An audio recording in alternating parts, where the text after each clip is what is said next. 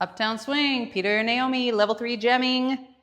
This week we were doing all solo stuff and we started with a little vocabulary. We worked on our box step, 5, 6, 7, and 1, 3. Then we did hallelujahs. 1, 3. Then we did fall off the log. 8, 1, 2, 3. Then we did stomps. 8, a 1, 3, 5, 7.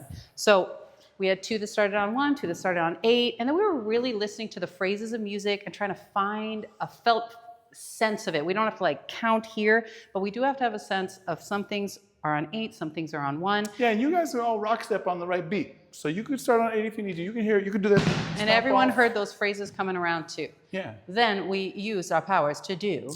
We did some jamming. You know what? Hearing it, everyone's doing really well. Expressing it is the practice. So we tried to get you to do that in practice a little bit. So we took some of those simple steps, we did some jams. We let you do some freestyle stuff and did some jams. We sort of ba-dum, ba-da, ba-dum, ba-da, ba-da at the end of each phrase, just to sort of express something that you're hearing.